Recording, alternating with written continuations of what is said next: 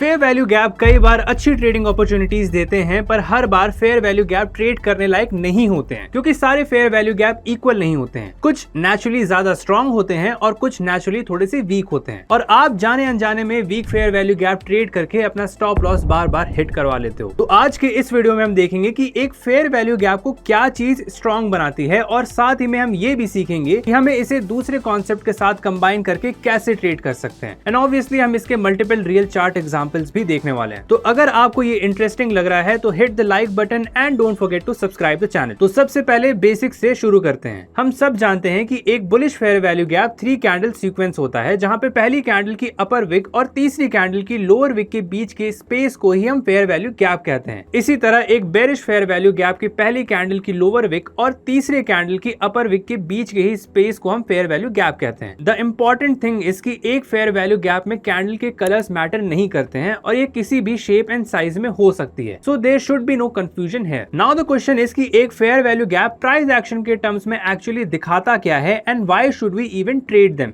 एक bullish fair value gap एक buy side imbalance दिखाता है, मतलब उस पर्टिकुलर लेवल पे बायर सेलर से ज्यादा स्ट्रांग थे, और यूजुअली ऐसा तब होता है जब मार्केट में एक साथ बड़ा बाय ऑर्डर आ जाता है, जिसके कारण वहां पे कई सारे ऑर्डर्स अनफुलफिल्ड रह जाते हैं, और इससे मार्केट में एक इनसफिशिएंट मूव क्रिएट होता है और प्राइस यूजुअली वापस उस फेयर वैल्यू गैप एरिया पे आता है अपने पुराने ऑर्डर्स को फुलफिल करने के लिए। और यही सेम कॉन्सेप्ट बेरिश सिनेरियो पे भी अप्लाई होता है। अब फेयर वैल्यू गैप्स हमें ये दिखाते हैं कि बड़े प्लेयर्स ने मार्केट में कहां एंट्री की है और कब प्राइस को स्ट्रांगली पुश किया है, और जब प्राइस इन गैप्स पे वापस आती है तो हमें अक्सर ऐसे रिएक्शंस देखने को मिलते हैं जो कि एक अच्छी ट्रेडिंग अपॉर्चुनिटी दे सकते हैं। जैसे यहाँ पे डेली चार्ट्स पे प्राइस ने एक बेरिश फेयर वैल्यू गैप को फॉर्म किया, जिसके बाद प्राइस ने इस फेयर वैल्यू गैप को टैप करने के बाद सीधा नीचे चली जाती है, और इसके बाद फिर से एक फेयर वैल्यू गैप बनाती है और फिर वहां से सीधा रिजेक्शन लेके फिर से नीचे चली जाती है, और यही सेम स्टेप आपको एक बार फिर से और रिपीट होते नजर आता है। Similarly here we have a bullish fair value gap, जहां से मार्केट कई बार रिजेक्शन लेके ऊपर चली जाती है, और ये कॉन्सेप्ट हम किसी भी टाइम फ्रेम पे अप्लाई कर सकते हैं। बट द थिंग इज कि जब हम यहाँ पे डे ट्रेडिंग कर रहे होते हैं तो डेली टाइम फ्रेम पे फॉर्म हुआ फेयर वैल्यू गैप काफी बड़ी ट्रेडिंग रेंज दे सकता है, जो कि एक प्रॉब्लम है, और इसीलिए हमें फेयर वैल्यू गैप को रिफाइन करने की भी जरूरत है।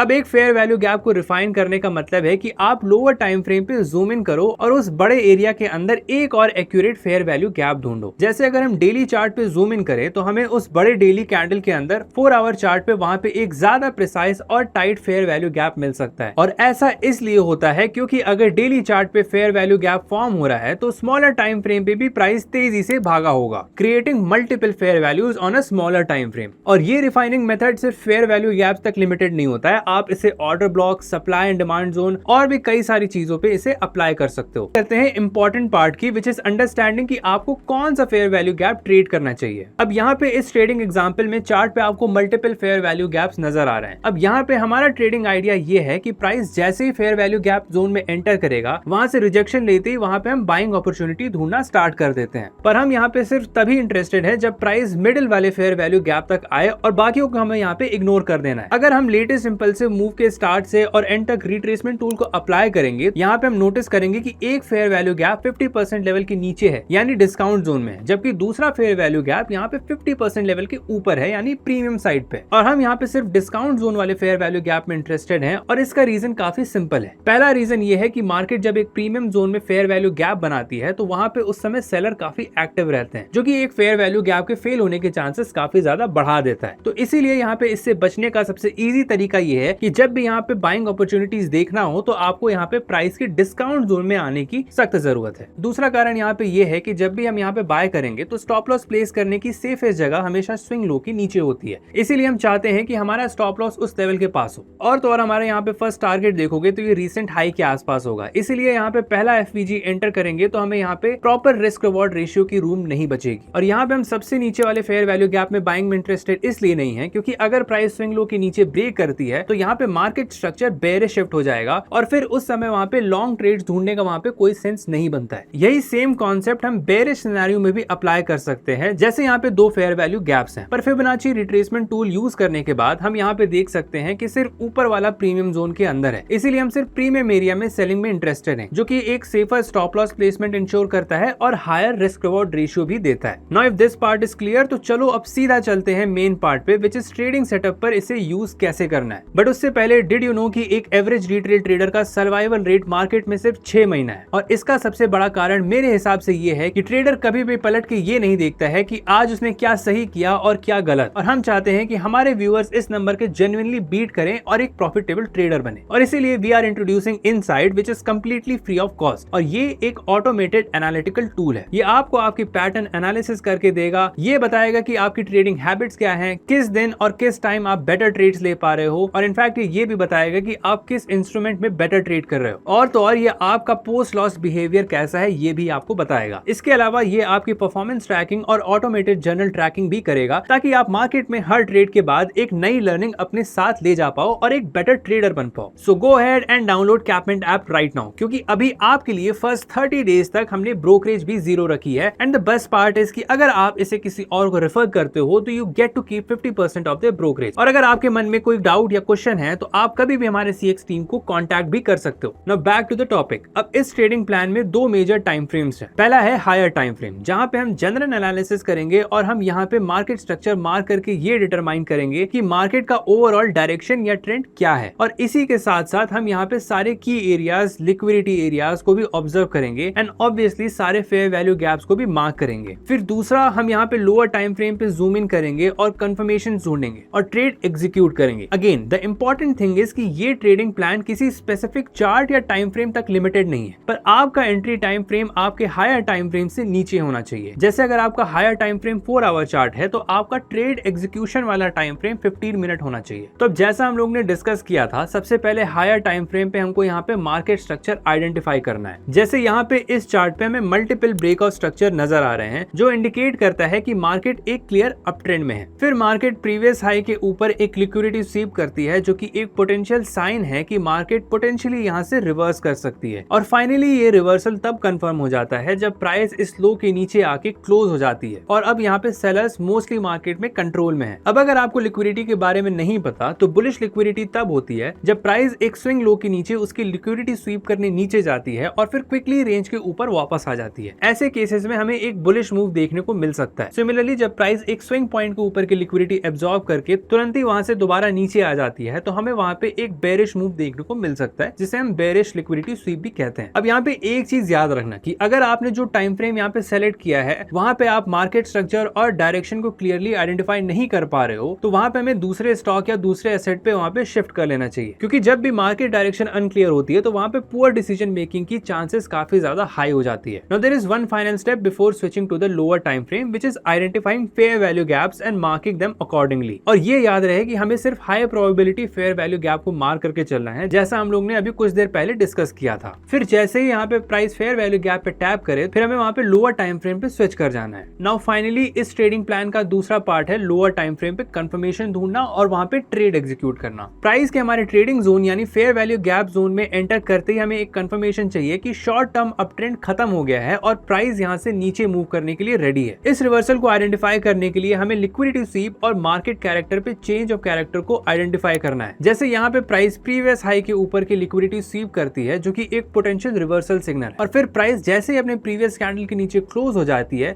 वहां पे आप तुरंत इस पॉइंट पे शॉर्ट साइड की पोजीशन के लिए एंटर कर सकते हो। Stop loss liquidity SVEEP candle के हाई के ऊपर रख सकते हो और टारगेट की एरियाज को रख सकते हो। पर अगर आपको और कंफर्मेशन चाहिए तो आप पहले यहाँ पे एक चेंज ऑफ कैरेक्टर और फिर एक इंटरनल ब्रेकआउट स्ट्रक्चर के फॉर्म होने के बाद यहाँ पे इस एरिया में फिर से फेयर वैल्यू गैप को स्पॉट करके वहां पे एंटर कर सकते हो। ये मेक श्योर करता है कि वहां से प्राइस के नीचे जाने की चांसेस और ज्यादा बढ़ जाती हैं। अब इस स्ट्रैटेजी में ये जरूरी नहीं है कि प्राइस हमेशा लोअर टाइम फ्रेम पे जो फेयर वैल्यू गैप बनाए वो exactly higher time frame fair value gap के अंदर फॉर्म हो। हायर टाइम फ्रेम गैप बस हमें एक ऐसा जोन प्रोवाइड कर रहा है जहां से हम ट्रेड ढूंढना स्टार्ट कर सकते हैं और वहां से हमें मार्केट में एक अच्छा रिएक्शन देखने को मिल सकता है। और वहीं पे लोअर टाइम फ्रेम का काम ये है हमें यहाँ पे प्रिसाइज एंट्री देना। अब यहाँ पे सिमिलरली हम यहाँ पे इस रिजेक्शन कैंडल के क्लोज होते ही यहाँ पे शॉर्ट साइड की एंट्री बना सकते हैं और अपना स्टॉप लॉस जोन के जस्ट ऊपर लगा सकते हैं और टारगेट भी हम सिमिलरली एक की लेवल तक का रख सकते हैं। अभी थोड़ी देर में जब हम लोग इसे चार्ट पे देखेंगे तो ये चीज और क्लियर हो जाएगी। तो सबसे पहले यहाँ पे आवरली चार्ट में हम लोग यूरो यूएसडी में देख सकते हैं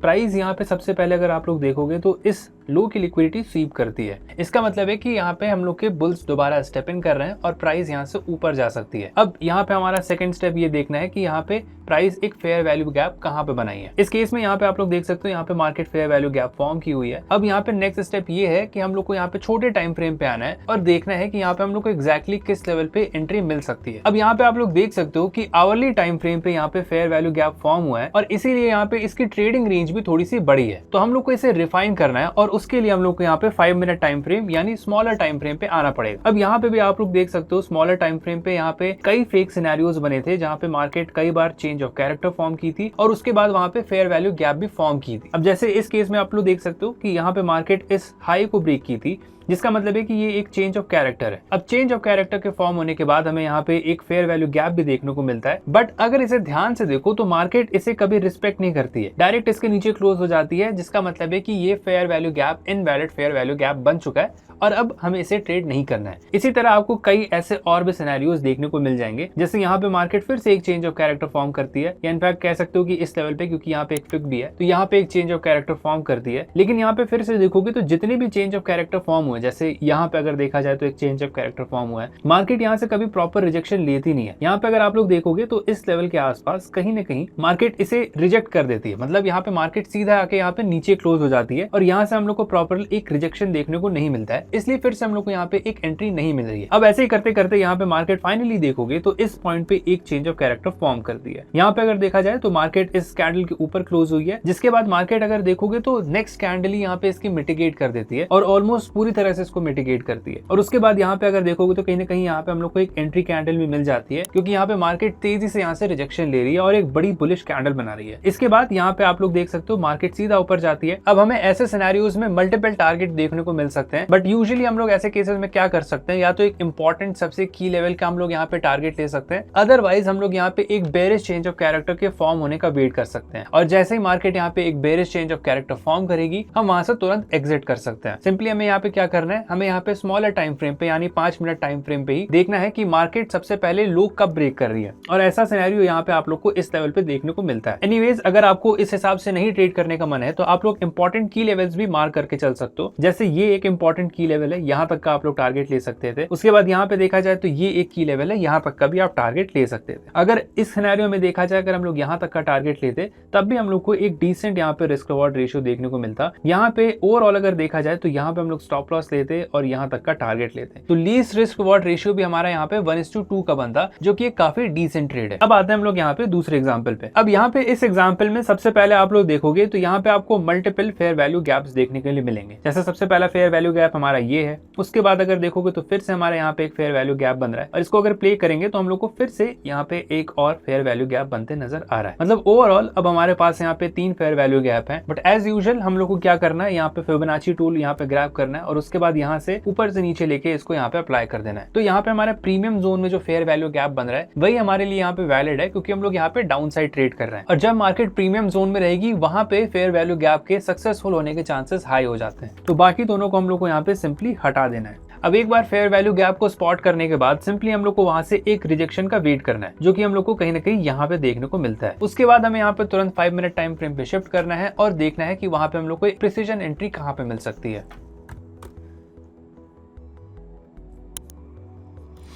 अब यहाँ पे ध्यान से देखो तो एक सबसे बड़ा और क्लियर यहाँ पे चेंज ऑफ कैरेक्टर हमें यहाँ पे फॉर्म होते नजर आता है। अब जैसे ही मार्केट इसके इस कैंडल के नीचे क्लोज हो जाती है, हमें क्या करना है, फिर से हमें अपना यहाँ पे बॉक्स टूल उठाना है और फेयर वैल्यू गैप को मार्क करना है। इस केस में यहाँ पे आप लोग देख सकते हो मार्केट यहीं पे एक फेयर वैल्यू गैप बनाई थी और यहाँ से मार्केट रिजेक्शन भी ले लेती है।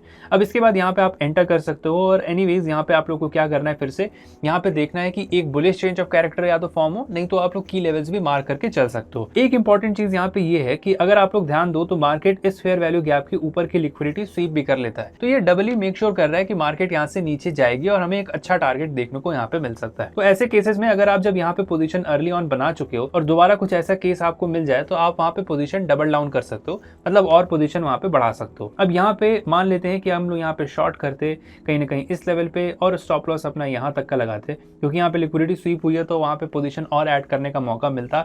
बट अभी हम लोग यहाँ पे अज्यूम करके चल रहे हैं कि हम लोग ने यहाँ पे पोजीशन नहीं बनाई है और उसके बाद भी अगर हम लोग देखा जाए, सिंपली अगर हम लोग इस लो का भी टारगेट लेते तो यहाँ पे 1:3.25 का हम लोग को टारगेट देखने के लिए मिल रहा है, जो कि मोर देन सफिशिएंट है और हम लोग के लिए एक अच्छा खासा प्रॉफिट बनाने का मौका बन सकता था। So that's it from my side. आप भी इस स्ट्रैटेजी को मार्केट में यूज करने से पहले एक बार बैक टेस्ट जरूर करना और उसके रिजल्ट क्या आते हैं उसको कमेंट सेक्शन में जरूर बताना। बट एनीवेज, अगर आपको वीडियो अच्छी लगी तो वीडियो को लाइक जरूर करना और चैनल को सब्सक्राइब जरूर करना, क्योंकि ऐसे ही आगे वीडियो लाने के लिए ये चीज हमें मोटिवेट करती है।